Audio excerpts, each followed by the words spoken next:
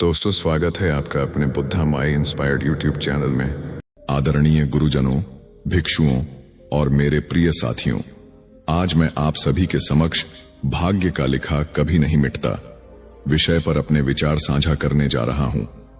ये वाकई हमारे जीवन की गहराइयों में छिपे सत्य और बौद्ध धर्म की शिक्षाओं को समझने का एक माध्यम है। भाग्य और बौद्ध धर्म का दृष्टिकोण। बौद्ध धर्म में भाग्य को कर्म के सिद्धांत से जोड़ा गया है। बुद्ध ने कहा है कि हमारा वर्तमान और भविष्य हमारे कर्मों पर निर्भर करता है। यह धारणा कि भाग्य एक अटल शक्ति है, बौद्ध दृष्टिकोण से भिन्न है। बुद्ध का मानना था कि भाग्य का लिखा वास्तव में हमारे द्वारा किए गए कर्मों का परिणाम है।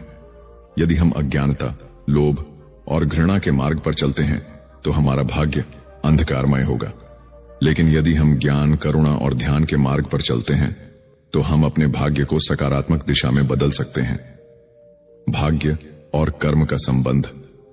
बौद्ध धर्म का कर्म सिद्धांत हमें यह सिखाता है कि हमारा हर कार्य, हर विचार और हर शब्द ऊर्जा के रूप में ब्रह्मांड में फैलता है। यह ऊर्जा वापस हमारे जीवन में लौटती है। इसे हम भाग्य कहते हैं। उदाहरण के लिए, यदि हम किसी के प्रति दया दिखाते हैं तो ब्रह्मांड हमें दया और करुणा लौटाता है। इसी प्रकार यदि हम नकारात्मकता फैलाते हैं तो वह भी हमें प्रभावित करती है। इसलिए भाग्य का लिखा बदलने का तात्पर्य यह है कि हम अपने कर्मों को सुधारें। क्या भाग्य को बदला जा सकता है?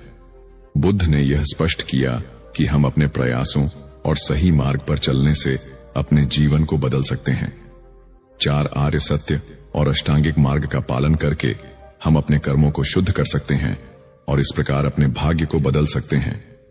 यह सत्य है कि हमारे अतीत के कर्मों का फल हमें भुगतना पड़ता है, लेकिन हमारा वर्तमान और भविष्य हमारे हाथों में है। इसलिए यह कहना कि भाग्य का लिखा कभी नहीं मिटता केवल आंशिक सत्य है। बुद्ध हमें यह सिखाते हैं कि सही ज्ञान और प्रयास से हम अपने भाग्य को बेहतर बना सकते हैं। ध्यान और अनुशासन हमारे कर्मों को शुद्ध करने का सबसे प्रभावी साधन है। बुद्ध ने विपश्यना ध्यान की विधि दी, जिससे हम अपने अंदर छिपी नकारात्मक ऊर्जा को समाप्त कर सकते हैं। जब हम अपने मन और कर्मों को नियंत्रित करते हैं तो हम अपने भाग्य को नियंत्रित करने की शक्ति प्राप्त करते हैं। अंत में, भाग्य का लिखा हमारी आत्मा की यात्रा का प्रतिबिंब है। यह हमारे कर्मों का परिणाम है, जिसे हम अपने ज्ञान, करुणा और सत्य के मार्ग पर चलकर बदल सकते हैं। बौद्ध धर्म हमें यह समझाता है कि भाग्य हमारे कर्मों का फल है और सही कर्मों द्वारा हम इसे सकारात्मक दिशा में ले जा सकते हैं। इसलिए आइए हम सभी यह संकल्प लें कि हम अपने जीवन में सकारात्मक कर्म करेंगे, दूसरों के प्रति करुणा और दया दिखाएंगे और अपने भाग्य को अपने हाथों में लेंगे। यही बौद्ध धर्म का सच्चा मार्ग है। चलिए अब हम आपको एक कहानी के माध्यम से समझाते हैं कि भाग्य का और कैसे लिखा जाता है। तो चलिए शुरू करते हैं। नमस्कार दोस्तों, अकेला व्यक्ति यूट्यूब चैनल में आपका दिल से स्वागत है। बहुत समय पहले की बात है। एक छोटे से गांव में चंदन नाम का एक किसान रहता था। चंदन अपने परिवार के साथ सुख शांति से रहता था, लेकिन उसका मन हमेशा अपने भाग्य को लेकर चिंतित रहता। वह हर असफलता के बाद यही कहता, भाग्य में ऐसा ही लिखा है। चंदन बहुत परिश्रम करता था, लेकिन उसे खेती में कभी मनचाहा लाभ नहीं मिलता। एक बार उसकी फसल तेज बारिश में बर्बाद हो गई। उसने हताश होकर कहा, भाग्य का लिखा कभी नहीं मिटता, यह मेरी नियति है। गांव के बुजुर्ग उसे समझाते, चंदन अपनी सोच बदलो, सही मार्ग पर चलोगे तो भाग्य बदल जाएगा। लेकिन चंदन उनकी बातों को अनसुना कर देता। एक दिन गांव में बुद्ध का आगमन हुआ। गांव वाले उनके प्रवचन सुनने के लिए इकट्ठा हुए। चंदन भी उनके पास गया और बोला, गुरुदेव, क्या सच में भाग्य का लिखा कभी नहीं मिटता? बुद्ध ने मुस्कुराते हुए कहा, आओ मैं तुम्हें एक कहानी सुनाता हूं। बुद्ध ने कहानी शुरू की। एक समय की बात है, सुधा नाम की एक स्त्री थी। उसका जीवन कठिनाइयों से भरा था। वह दिन रात अपने भाग्य को कोसती रहती थी। एक दिन उसने एक साधु से पूछा, मेरा भाग्य इतना बुरा क्यों है? साधु ने उत्तर दिया, तुम्हारे कर्म ही तुम्हारे भाग्य के निर्माता हैं। यदि तुम अपने कर्म सुधारोगी तो भाग्य भी बदल जाएगा। सुधा ने साधु की बात मानी। उसने गरीबों की सहायता करना शुरू किया, सच बोलना और ध्यान करना सीखा। धीरे धीरे उसके जीवन में सुख समृद्धि लौट आई।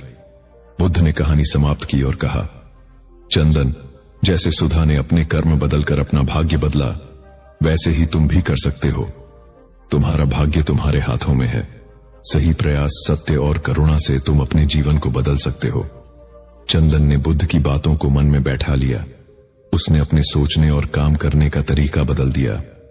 अब वह केवल मेहनत ही नहीं करता, बल्कि हर काम में ध्यान और सच्चाई को शामिल करता। धीरे धीरे उसकी फसलें बेहतर होने लगीं। उसका परिवार खुशहाल हो गया और वह खुद को भाग्यशाली मानने लगा। यह कहानी हमें यह सिखाती है कि भाग्य कोई अटल सत्य नहीं है, यह हमारे कर्मों का परिणाम है। यदि हम सही मार्ग पर चलें तो हम अपने जीवन को बेहतर बना सकते हैं।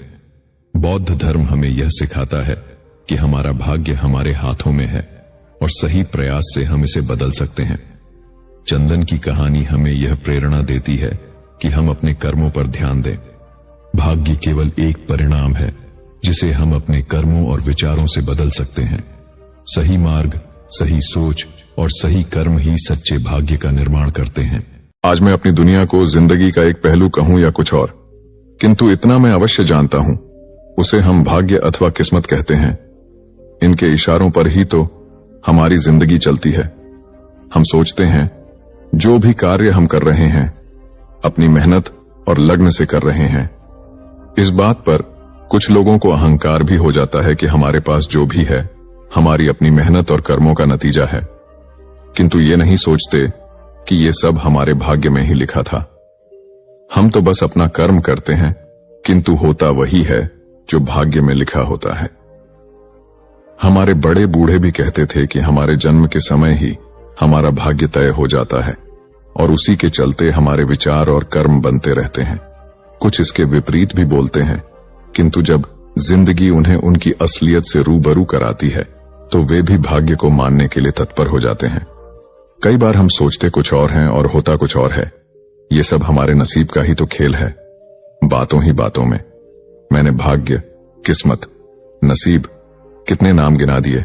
नाम भले ही कई हों, अर्थ तीनों का एक ही है। पुरानी कहावत है, भाग्य के लिखे को कोई नहीं मिटा सकता। इसे राजा को रंक और रंक को राजा बनाने में देर नहीं लगती। तो चलिए इसे हम एक कहानी के माध्यम से समझेंगे। एक राजा था। उसका राज्य बहुत ही खुशहाल था। उसको 3 बेटियां थीं। सब कुछ शांतिपूर्ण तरीके से चल रहा था। राजा की तीनों बेटियां अपने पिता से बेहद प्रेम करती थीं। एक दिन राजा अपने महल की छत पर टहल रहा था। हर तरफ शांति थी। यह देख वो अत्यंत प्रसन्न था। कुछ देर पश्चात पता नहीं राजा को क्या सूझी। राजा जब दरबार में गया तो बोला, सभी लोग मेरा दिया मेरे भाग्य का खाते हैं। सभी दरबारियों ने हां में हां मिलाते हुए कहा, जी महाराज, हम सभी आपका दिया और आपके भाग्य का खाते हैं। राजा उनकी बात सुनकर अत्यंत प्रसन्न हुआ। तभी दरबार में उसकी बेटियां भी आ गईं। राजा ने सोचा, लगे हाथ बेटियों से भी इस बात पर समर्थन की स्टैंप लगवा लेते हैं और अपनी बेटियों से बोला, मेरी प्यारी बच्चियों, क्या तुम लोग भी मेरा दिया खाती हो, मेरे भाग्य का खाती हो? दोनों बड़ी बेटियां बोली, जी पिताजी महाराज, हम आपका दिया और आपके भाग्य का खाती हैं। किंतु तीसरी बेटी राधा चुप रही। महाराज ने देखा तो बोले, बेटा राधा, क्या तुम मेरी बात से सहमत नहीं हो? राधा बोली, जी नहीं महाराज, ऐसी कोई बात नहीं। वैसे तो मैं आपके राज्य में रहती हूं और आप हमारे पालनहार हैं, किंतु रही बात भाग्य की तो वो मैं अपने नसीब का खाती हूं। भरे दरबार में किसी ने भी राजा की बात का विरोध नहीं किया और उसकी अपनी ही बेटी उसके विरुद्ध बोल रही है। इसमें राजा को अपना अपमान लगा। उसने अपने क्रोध पर नियंत्रण करते हुए कहा, बेटी राधा, कहीं तुम भूलवश गलत तो नहीं बोल गई? जी नहीं पिताजी, मैं अपने भाग्य का ही खाती हूं। उसने पुनः अपनी बात दोहरा दी। सभी दरबारी शांत थे। इस बार राजा को क्रोध आ गया और बोला, देखते हैं तुम कैसे अपने भाग्य का खाती हो। ये भाग्य ही तो अपना खेल खेल रहा था। कुछ दिनों पश्चात राजा ने अपनी दोनों बेटियों का विवाह किसी बड़े राज्य के राजकुमारों के संग कर दिया और तीसरी बेटी राधा का विवाह एक तोते से कर दिया। जो उनके महल की मुंडेर पर आ बैठ गया था। राधा ने इस विवाह का विरोध किया, किंतु राजा को तो जैसे जिद थी, बोला अब अपने भाग्य का खाओ, और उसे राज्य से कुछ दूरी पर एक जमीन का टुकड़ा दे दिया। राधा उस तोते को साथ लेकर महल से बाहर आ गई। उस जमीन पर जाकर देखा तो वो बंजर जमीन थी। कहां वो महलों में रहने वाली नाजुक सी राजकुमारी, और कहां आज वो बंजर जमीन पर अपने पति तोते के साथ थी। भाग्य का खेल वो समझ नहीं पाई और घबराकर रोने लगी। उसने तोते को उड़ाना चाहा, किंतु वो उड़ा नहीं, उसी के संग रहा। कहने लगी, ये देखो भाग्य का खेल। एक राजकुमारी तोते पति के साथ इस बंजर जमीन पर आ गई। फिर उसने सोचा, इस तरह रोने से काम नहीं चलेगा। उसने साहस से काम लिया। पहले तो वो नदी किनारे गई, स्नान किया, पानी पिया, और उस तोते को एक टीले पर बिठाकर समीप के बगीचे से कुछ फल तोड़कर लाई और अपने पति को भी दी। तभी तेज हवा चलने लगी। उसने सोचा, इस तरह तो नहीं रहा जा सकता, एक झोपड़ी ही बनानी पड़ेगी, और वो कुछ डंडे, घास इत्यादि एकत्र कर गड्ढा खोदने लगी ताकि उन डंडों को ठीक से टिका सके। अभी गड्ढा एक हाथ ही खोदा था, तभी किसी चीज से वो पत्थर टकराया। अब तो राधा की उत्कंठा जगी और उसने और गहरा गड्ढा खोदा। खोदते खोदते उसे शाम हो गई। उसमें से एक बड़ा कलश निकला जो स्वर्ण अशर्फियों से भरा पड़ा था। अगले दिन राजकुमारी ने वहां महल की नींव डलवा दी और कुछ ही महीनों में उस स्थान पर अपने पिता से भी बड़ा सुंदर और शानदार महल खड़ा हो गया। इस बीच वो तोता हमेशा उसके संग रहा। अब तो राजकुमारी को अपने उस तोते पति से प्रेम भी हो गया और दोनों संग रहते। एक दिन राधा ने प्रेमवश आवेश में आकर उस तोते को चूम लिया। उसके चूमते ही एक चमत्कार हुआ। वो तोता एक बहुत ही सुंदर राजकुमार में बदल गया। तब उसने बताया, मुझे अपने सुंदर होने पर अहंकार था। एक दिन मैंने उसी अहंकार में जादूगरनी का अपमान किया। तब उस जादूगरनी के श्राप से वो तोता बन गया था और तुमने इस तोते को प्रेम करके उसका श्राप तोड़ दिया।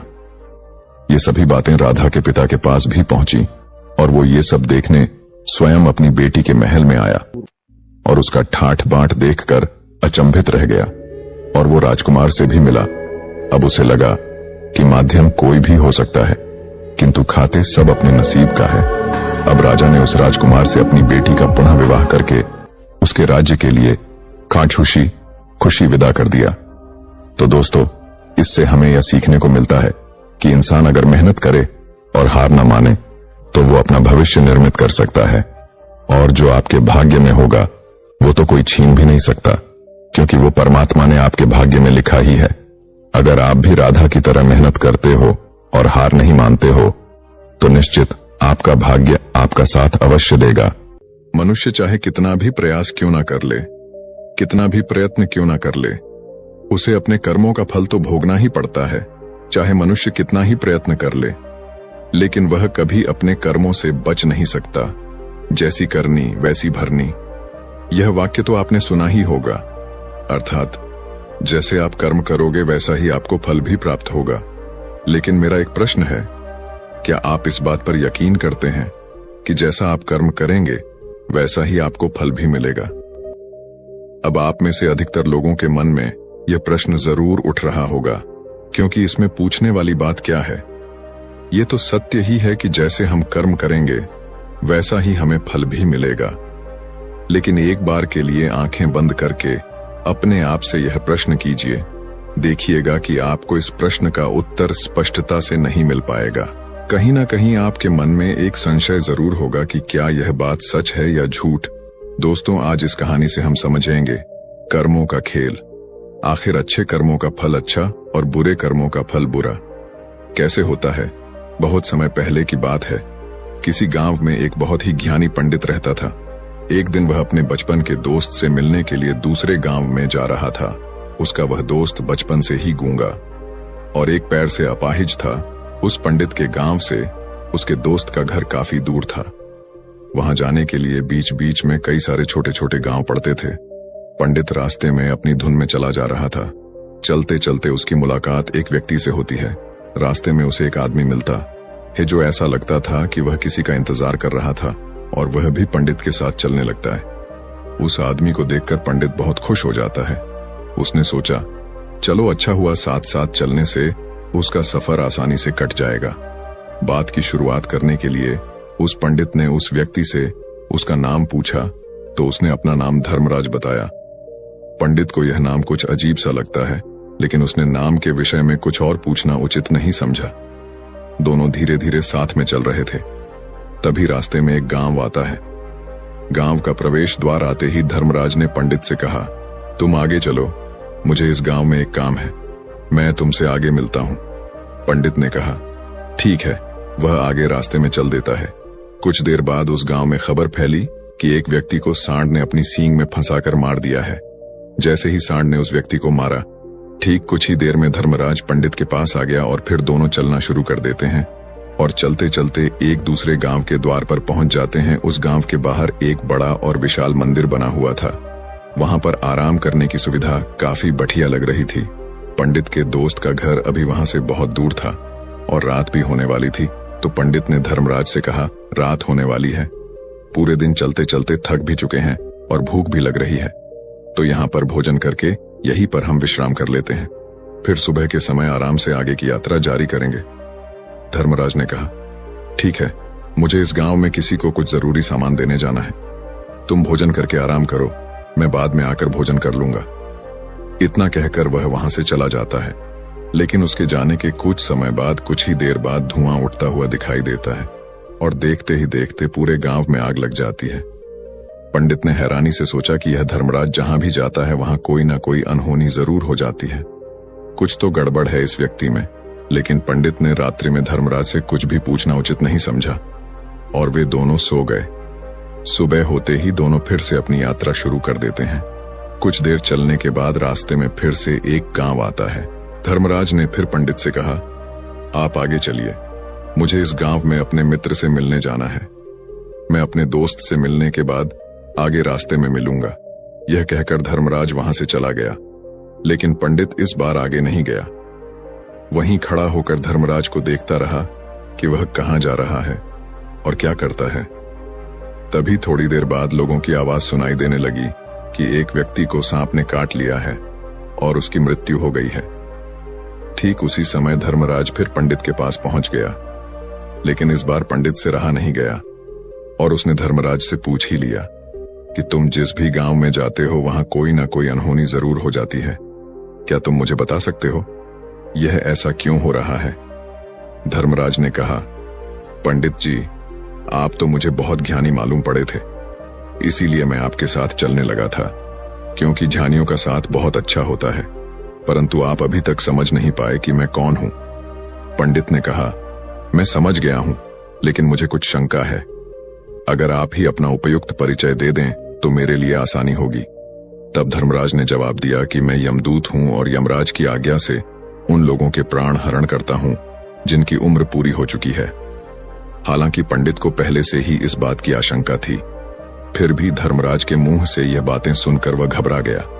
लेकिन वह हिम्मत करके पूछता है कि अगर तुम सच में यमदूत हो तो मुझे बताओ, अगली मृत्यु किसकी है? धर्मराज ने जवाब दिया, अगली मृत्यु तुम्हारे उसी मित्र की है जिससे तुम मिलने जा रहे हो, और उसकी मृत्यु का कारण भी तुम ही बनोगे। ये बात सुनकर पंडित सहम गया और सोच में पड़ गया कि अगर सच में यह धर्मराज यमदूत हुआ तो उसकी बात भी सच होगी और उसके कारण मेरे बचपन के सबसे अच्छे मित्र की मृत्यु हो जाएगी। तो सबसे अच्छा तो यही होगा कि मैं अपने मित्र से मिलने ही ना जाऊं, कम से कम मैं उसकी मृत्यु का कारण तो नहीं बनूंगा। धर्मराज ने मुस्कुराते हुए कहा, तुम जो सोच रहे हो वो सब मुझे पता है, मगर तुम्हारे अपने मित्र से मिलने न जाने से नियति नहीं बदल जाएगी। तुम्हारे मित्र की मृत्यु तो निश्चित है और वह अगले कुछ ही पलों में घटित होने वाली है। महाकाल के मुंह से ऐसी बातें सुनकर पंडित को झटका लगा, क्योंकि महाकाल ने पंडित के मन की बातें पढ़ ली थीं, जो कि एक सामान्य व्यक्ति के लिए संभव नहीं है। अब पंडित को विश्वास हो गया कि यह धर्मराज सचमुच में यमदूत ही है। जब पंडित को यह पूर्ण विश्वास हो गया कि धर्मराज जी यमदूत हैं तो वह घबरा गया। वह अपने मित्र की मृत्यु का कारण नहीं बनना चाहता था, इसलिए वह पलटकर अपने गांव की तरफ वापस जाने लगा। लेकिन जैसे ही पंडित वापस जाने के लिए मुड़ा, उसने देखा कि उसका मित्र तेजी से उसकी तरफ चला आ रहा है, जो कि पंडित को देखकर अत्यंत प्रसन्न दिखाई पड़ रहा था। अपने मित्र के आने की गति को देखकर पंडित को ऐसा लगा कि जैसे उसका मित्र काफी देर से उसका ही पीछा कर रहा है, लेकिन वह बचपन से ही गूंगा था और एक पैर से लंगड़ा भी था। इसीलिए ना तो वह पंडित को आवाज देकर रोक पाया था और ना ही उस तक पहुंच पा रहा था। लेकिन जैसे ही वह पंडित के पास पहुंचा, अचानक ही जमीन पर गिर पड़ी और तुरंत ही उसकी मृत्यु हो गई। पंडित हक्का बक्का होकर धर्मराज की ओर देखने लगा, जैसे कि वह पूछना चाह रहा हो कि आखिर क्या हुआ। धर्मराज पंडित के मन में उठ रहे प्रश्नों को समझ गया और बोला, तुम्हारे मित्र ने पिछले गांव में ही तुम्हें देख लिया था और वे वहीं से ही तुम्हारा पीछा कर रहा था, लेकिन गूंगा और लंगड़ा होने की वजह से वह तुम तक नहीं पहुंच पाया। उसने अपनी पूरी ताकत लगाकर तुम तक पहुंचने का प्रयास किया, लेकिन बुढ़ापे में बचपन जैसी ताकत नहीं होती, इसलिए दिल का दौरा होने के कारण उसकी मृत्यु हो गई, क्योंकि वह तुमसे मिलने के लिए अपनी सीमाओं को तोड़कर तुम्हारे पीछे भाग रहा था। इसलिए अपने मित्र की मृत्यु का कारण भी तुम ही कहलाओगे। अब पंडित को पूर्णतः यह विश्वास हो गया था कि धर्मराज एक यमदूत है और उसका कार्य जीवों के प्राण हरना है। लेकिन पंडित एक ज्ञानी व्यक्ति था। वह यह भी जानता था कि मृत्यु पर किसी का वश नहीं है, सबको एक ना एक दिन मरना ही है। यही सोचकर उसने अपने आप को संभाल लिया। लेकिन अचानक ही पंडित के मन में अपनी मृत्यु के बारे में जानने की इच्छा हुई, इसलिए उसने धर्मराज से पूछा कि जब मृत्यु मेरे दोस्त की होनी थी तो तुम शुरू से ही मेरे साथ क्यों चल रहे थे। यह प्रश्न सुनकर धर्मराज जोर से हंसा और बोला, मैं तो हर पल हर क्षण सभी के साथ चलता हूं, किंतु लोग पहचान नहीं पाते, क्योंकि लोगों के पास अपनी समस्याओं के अलावा किसी और व्यक्ति, वस्तु या घटना के बारे में सोचने समझने या उसे देखने का समय ही नहीं होता। पंडित ने कहा, तो क्या तुम यह बता सकते हो कि मेरी मृत्यु कब, कहां और कैसे होगी। महाकाल ने कहा, हालांकि किसी भी सामान्य जीव के लिए अपनी मृत्यु के बारे में जानना ठीक नहीं है, क्योंकि कोई भी जीव हो या जानकर, वह अपनी मृत्यु के बारे में जानकर बहुत दुखी हो जाता है। हालांकि तुम जानी व्यक्ति मालूम पड़ते हो और तुमने जिस तरीके से अपने मित्र की मृत्यु को सहन कर लिया है, उसे देखकर लगता है कि तुम अपनी मृत्यु के बारे में जानकर भी दुखी नहीं होंगे। महाकाल ने कहा, तो सुनो, तुम्हारी मृत्यु आज से ठीक 6 महीने बाद आज ही के दिन किसी दूसरे राज्य में फांसी लगने से होगी। और सबसे हैरानी की बात तो ये होगी कि तुम स्वयं ही खुशी से उस फांसी को स्वीकार कर लोगे। इतना कहकर धर्मराज वहां से चला गया, क्योंकि अब धर्मराज के पास पंडित के साथ चलते रहने का कोई कारण न था। इसके बाद पंडित ने अपने मित्र के शरीर का अंतिम संस्कार किया और यथाशक्ति उसके क्रियाकर्म करके अपने गांव वापस आ गया। लेकिन कोई व्यक्ति कितना भी ज्ञानी क्यों ना हो, अपनी मृत्यु के बारे में जानकर दुखी तो होता ही है और मृत्यु से बचने का कोई ना कोई उपाय भी खोजता है। तो पंडित ने भी वही किया। क्योंकि पंडित विद्वान था, इसलिए उसकी पहचान उस राज्य के राजा तक थी। पंडित ने सोचा कि राजा के पास तो कई सारे ज्ञानी मंत्री हैं, वह मेरी मृत्यु से संबंधित समस्या का कोई ना कोई समाधान निकाल ही लेंगे। पंडित यही सब सोचता हुआ राज दरबार में पहुंच जाता है और राजा से सारी घटना के बारे में बताता है। राजा ने अपने मंत्रियों को सारी समस्या बताई और उनसे सलाह मांगी। अंत में सभी ने विचार विमर्श करके कहा, अगर पंडित की बात सही है तो उसकी मृत्यु भी 6 महीने बाद ही होगी, लेकिन मृत्यु तो तब होगी जब वह किसी दूसरे राज्य में जाएगा। यदि वह किसी दूसरे राज्य में जाए ही ना, तो मृत्यु ही नहीं होगी। मंत्रियों की यह सलाह राजा को भी सही लगी। इसके बाद पंडित के रहने की सारी व्यवस्था महल में ही कर दी गई और राजा के आदेश के बिना उस पंडित से किसी को भी नहीं मिलने दिया जाता था। लेकिन पंडित कहीं भी आ जा सकता था, ताकि पंडित को यह न लगे कि वह राजा की कैद में है। परंतु पंडित डर के मारे स्वयं ही कहीं आता जाता नहीं था। धीरे धीरे महीने गुजरते गए और पंडित की मृत्यु का समय नजदीक आने लगा और अंततः वह भी दिन आ गया जिस दिन पंडित की मृत्यु होनी थी। तो जिस दिन पंडित की मृत्यु होनी थी, उसकी एक रात पहले पंडित डर के मारे जल्दी ही सो गया, ताकि जल्दी से वह रात बीत जाए और अगला दिन आ जाए, ताकि उसकी मृत्यु टल सके। यही सोचकर वह जल्दी सो जाता है। लेकिन पंडित को नींद में चलने की बीमारी थी और अपनी इस बीमारी के बारे में वह स्वयं ही नहीं जानता था। तो फिर राजा मंत्री या किसी वैद्य को इसके बारे में बताने का कोई प्रश्न ही नहीं उठता। पंडित अपनी मृत्यु को लेकर बहुत चिंतित था। वह पिछले कई दिनों से ठीक है, सो भी नहीं पा रहा था। और नींद में चलने की बीमारी भी तभी होती है जब व्यक्ति ठीक से सो नहीं पा रहा हो। तो उस रात भी पंडित को नींद में चलने का दौरा पड़ा। वह उठा और महल से निकलकर अस्तबल में गया। क्योंकि पंडित राजा का खास मेहमान था, इसलिए किसी भी पहरेदार ने उसे नहीं रोका और ना ही किसी तरह की कोई पूछताछ की। अस्तबल में पहुंचकर वह सबसे तेज चलने वाले घोड़े की पीठ पर सवार होकर नींद में ही अपने राज्य की सीमा से बाहर दूसरे पड़ोसी राज्य में चला गया। इतना ही नहीं, वह दूसरे राज्य के राजा के महल में पहुंच गया। उस महल के पहरेदार ने भी उसे नहीं रोका और ना ही कोई पूछताछ की। सभी लोग रात्रि का अंतिम प्रहार होने के कारण गहरी नींद में थे। वह पंडित सीधे राजा के सैन्य कक्ष में पहुंचा, जहां राजा और रानी सो रहे थे। वह पंडित वहीं जाकर सो गया। सुबह हुई तो राजा ने पंडित को रानी के बगल में सोया हुआ देखा तो राजा बहुत क्रोधित हो गया। राजा ने पंडित को कैद करने का आदेश दे दिया। पंडित गिरफ्तार हो गया, लेकिन पंडित तो भौचक्का था। उसे तो कुछ समझ नहीं आ रहा था कि आखिर वह दूसरे राज्य में और राजा के सैन्य कक्ष में कैसे पहुंचा। लेकिन वहां उसकी यह सब सुनने वाला कोई नहीं था। अगली सुबह राजा ने पंडित को दरबार में पेश करने का आदेश दिया। कुछ देर बाद उस पंडित को दरबार में लाया गया। पंडित को देखते ही राजा इतना बबूला हो गया कि उसे फांसी पर चढ़ा देने का हुक्म सुना दिया। फांसी की सजा सुनकर पंडित कांप गया, लेकिन फिर भी थोड़ी सी हिम्मत जुटाकर राजा से बोला, महाराज, मैं नहीं जानता कि मैं राजमहल तक कैसे पहुंचा।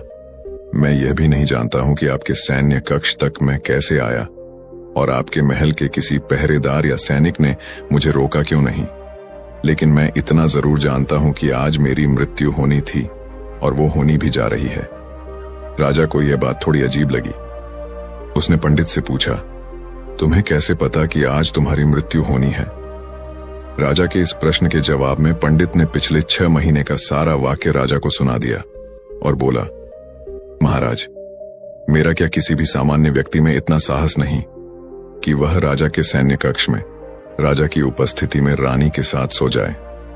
राजा को पंडित की बात में थोड़ा तर्क दिखाई पड़ा, परंतु उसने सोचा कि यह मृत्यु से बचने के लिए धर्मराज और उसके द्वारा अपनी मृत्यु की भविष्यवाणी की कहानी बना रहा है। इसलिए राजा ने पंडित से कहा, यदि तुम्हारी बात सत्य है और आज यह तुम्हारी मृत्यु का दिन है जैसा कि यमदूत धर्मराज ने तुमसे कहा था, तो आज तुम्हारी मृत्यु का कारण मैं नहीं बनूंगा। लेकिन यदि तुम्हारी बात झूठी निकली तो निश्चित ही आज तुम्हारी मृत्यु का दिन होगा ना, क्योंकि जिस राज्य से पंडित आया था उस राज्य का राजा इस राजा का मित्र था। इसलिए इस राजा ने तुरंत अपने 2 सैनिकों को पड़ोसी राजा के पास भेजकर पंडित की बात की सत्यता का प्रमाण मांगा भेजा। भेजे गए सैनिक शाम तक लौटे और उन्होंने राजा को बताया कि महाराज, पंडित जो कुछ भी कह रहा है वह सब सत्य है। पड़ोसी राज्य के राजा ने पिछले 6 महीने से पंडित के रहने की सारी व्यवस्था अपने ही महल में कर रखी थी। पंडित राजा का खास मेहमान था। कल शाम राजा आखिरी बार पंडित से उसके कक्ष में मिले थे और उसके बाद यह इस राज्य में कैसे पहुंच गया इसकी जानकारी किसी को भी नहीं है। इसलिए उस राज्य के राजा के अनुसार पंडित को फांसी की सजा देना ठीक नहीं है। लेकिन राजा के सामने एक नई समस्या थी, क्योंकि उसने बिना पूरी बात जाने ही पंडित को फांसी की सजा सुना दी थी। इसलिए अगर पंडित को फांसी नहीं दी जाती तो राजा के वचन का अपमान हो जाएगा। लेकिन अगर राजा की बात का मान रखा जाए तो बेवजह ही एक निर्दोष व्यक्ति की मौत हो जाएगी। राजा ने अपने सभी मंत्रियों से इस बारे में सुझाव मांगा तो मंत्रियों ने राजा को सुझाव दिया कि महाराज, पंडित को एक कच्चे सूत के धागे से फांसी लगवा दी जाए। इससे आपके कथन का भी मान रह जाएगा और कच्चे सूत के धागे से पंडित को फांसी भी नहीं लगेगी और उसके प्राण भी बच जाएंगे। राजा को मंत्रियों का यह सुझाव पसंद आया और उसने ऐसा ही करने का आदेश दे दिया। पंडित के लिए कच्चे सूत के धागे से फांसी का फंदा बनाया गया और नियम के अनुसार पंडित को फांसी पर चढ़ाया जाने लगा। सभी लोग बहुत खुश थे कि ना तो पंडित मरेगा और ना ही राजा का वचन खाली जाएगा। पंडित को भी पूर्ण विश्वास था ये सूद के धागे से तो उसकी मृत्यु हो ही नहीं सकती। पंडित उस पर चढ़ने के लिए तैयार हो गया, जैसा कि धर्मराज ने भविष्यवाणी की थी कि तुम खुद ही अपनी फांसी को स्वीकार करोगे। लेकिन जैसे ही पंडित को फांसी दी गई, सूत का धागा तो टूट गया, लेकिन टूटने से पहले उसने अपना काम कर दिया था। पंडित के गले की एक नस सूत के धागे के झटके से कट चुकी थी और पंडित जमीन पर पड़ा तड़प रहा था। उस पल उसके गले से खून की फुहार निकल रही थी। और देखते ही देखते पंडित का शरीर पूरी तरह से शांत हो गया। सभी लोग आश्चर्यचकित थे और पंडित को मरता हुआ देख रहे थे। किसी को विश्वास नहीं हो रहा था कि कच्चे सूत के धागे से भी किसी इंसान की मृत्यु हो सकती है। लेकिन घटना तो घट चुकी थी। नियति ने अपना काम कर दिया था और धर्मराज की भविष्यवाणी सच हो चुकी थी। दोस्तों, श्रीमद् भागवत गीता में भगवान श्री कृष्ण ने कहा है, जो होना होता है वह होकर ही रहता है।